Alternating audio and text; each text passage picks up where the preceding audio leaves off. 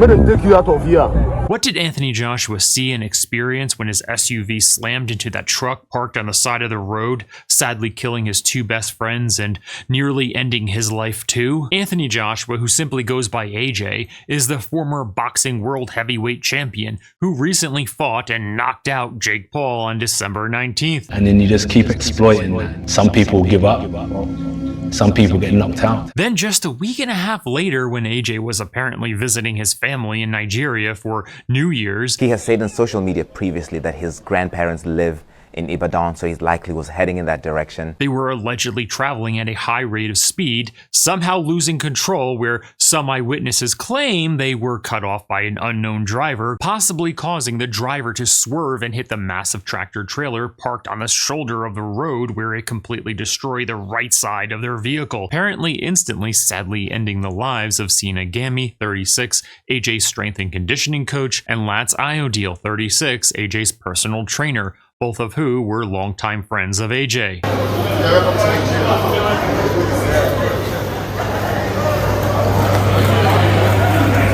Show you the streets of Nigeria. Sina, the first Iranian ever to step foot in Nigeria. Hey, 2 times this year as well, that's crazy. April, December. Oh God, you're called Sina now, bro. Sina.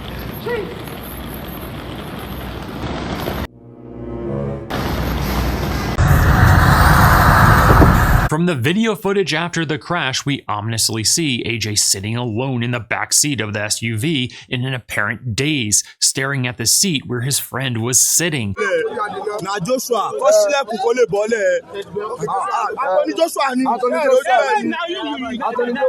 And then we see him being helped out of the vehicle in pain, although reportedly he experienced only minor injuries. But what did he see during that moment of impact, and what occurred in the direct aftermath? It's graphic, so we're not going to show any of those photos or video, but I will describe what AJ likely saw in those traumatic moments and discuss how experiencing and how witnessing a traumatic event like that could now possibly psychologically impact AJ. First, my heartfelt condolences go out to Sina and Latz's friends and family, specifically AJ, who sadly saw this happen to his friends. What seemed to happen is that for whatever reason, we're not entirely sure the exact reason at this point. There's conflicting information of why they swerved to the side of the road, but they apparently swerved to the side of the road, whether it was a tire blowout, whether they were going too fast and lost control, or maybe someone cut them off.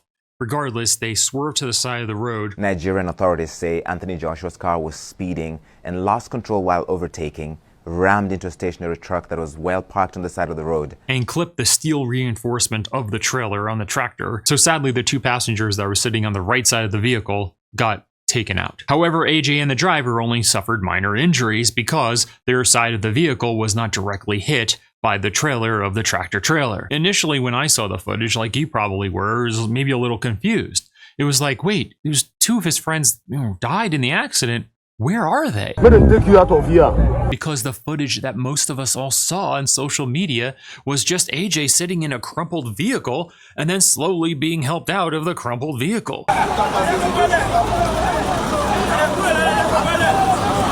We were told 2 of his friends passed away in that vehicle, but there was no sign of them at all. There was no indication that they were even sat there. Where were they? Were they both transported to the hospital earlier? Is that what happened? So where were his 2 friends? They were sadly ejected from the vehicle. They apparently cut out that part of the footage that you likely saw in order to post it on social media. And that's why some people were talking about what actually happened, because they happened to get a hold of the really gruesome actual full-length footage of that event. I saw the footage, and yes, it's very gruesome and you probably don't want to see it. I think when you work in this field, you start to get more accustomed to seeing that kind of stuff. So when I see some gruesome things, I look at it from a scientific, professional lens of figuring out what happened, which is probably also why I can look at some of these gruesome things and it really doesn't affect me. So to tell you what happened, both friends were apparently ejected from the vehicle because they were apparently not wearing their seatbelts, because if they were, they probably would be still strapped in. They may not have survived it, but they would still be strapped in, for what that's worth. Especially that front passenger would not have survived, but that back passenger right next to AJ, it's possible he may have survived, because we don't know for sure, because we don't know how that back passenger passed away. Was it getting thrown from the vehicle at a high rate of speed that caused him to pass away? Or was it something involving the tractor trailer carving through that right side of that SUV? What we saw is one of AJ's friends with blunt force decapitation laying on his back on the side of the road next to the SUV. So it seems obvious that the corner of that truck went directly into that one friend specifically. The other friend, who was sitting right next to AJ, was also thrown from the vehicle. We're not exactly sure of the cause of death of that second friend, but there could be just the crushing of being thrown out of a vehicle at a very high rate of speed, which could have crushed key organs, especially the brain. So I think the question is in this, what did AJ see and what did he experience? And so I think AJ first experienced their vehicle starting to go out of control. As soon as their vehicle hit the trailer of the tractor trailer, the vehicle itself would become even more out of control and really start to slow down. The fact that it didn't appear that AJ was wearing his seatbelt, and also since AJ's friends weren't wearing a seatbelt, it makes sense that AJ wasn't wearing a seatbelt either. So in that sudden moment of impact, AJ was likely thrown forward and was bracing himself and closing his eyes, because there was likely a lot of things going towards him and debris coming at him that would get into his eyes. So naturally we close our eyes in those circumstances. Since he was thrown forward with everything suddenly happening all at once, he likely did not see his friends get ejected from the vehicle. However, with that said, if AJ was looking forward, he likely saw what was going to happen to that front passenger and probably everyone in that right side of that vehicle. And then as he jolts forward, he experiences the whole right side of the vehicle being torn off with all the ancillary debris that was hitting him, and then as well seeing suddenly much more sunlight that's coming into the vehicle. He probably knew quite quickly that they were sadly doomed. Also, there was a lot of people that pulled over, and there were a lot of people on the side of the road that came from their houses that were around that area that probably told AJ that they all sadly passed. 2 white men died.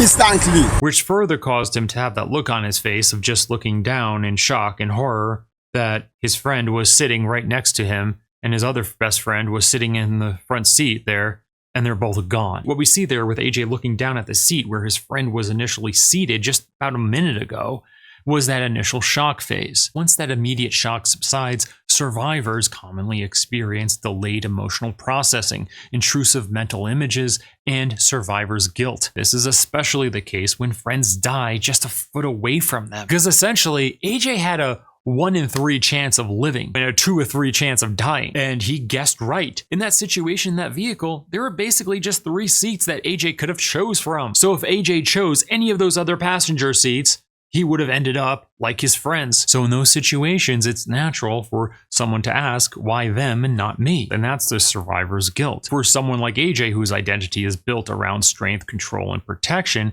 this helplessness can be deeply destabilizing to him. In the weeks and months ahead, AJ may experience hypervigilance, sleep disruption, emotional numbing, or sudden waves of grief triggered by quiet moments. These reactions are not signs of weakness. They're just typically the brain's attempt to reconcile survival with loss, and they often surface long after the world assumes the person is just okay now. So therefore, it's important for someone like AJ, who did experience this, to actually seek professional help. Something else that AJ will likely also experience is feeling like this is all his fault, because if he didn't ask them to go to Nigeria with him, then none of this would ever happen. This video of the pair playing table tennis shared just hours before the crash. And if he never even met them, they may still be alive. All of this is sadly the grief and blame that he will likely experience for a very long time. Some people are wondering whether this was a failed attempt hit on AJ. Paul writing, "Life is much more important than boxing.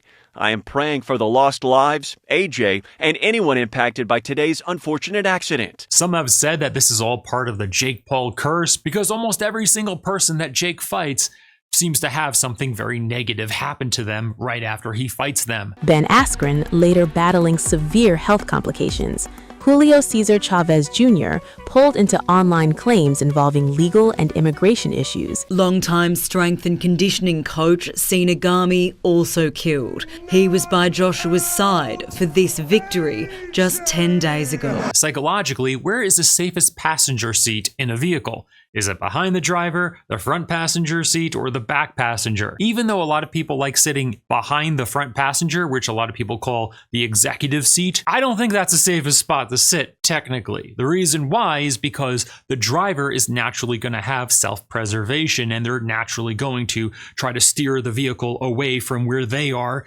and subconsciously maybe ending up somewhere where the passengers are, on the right side of the vehicle. So I would say the safest passenger seat in a vehicle is behind the driver.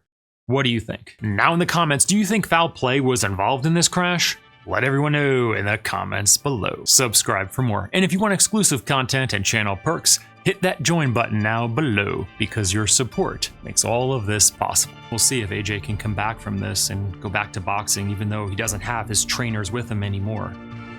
Hopefully he can. See you next time.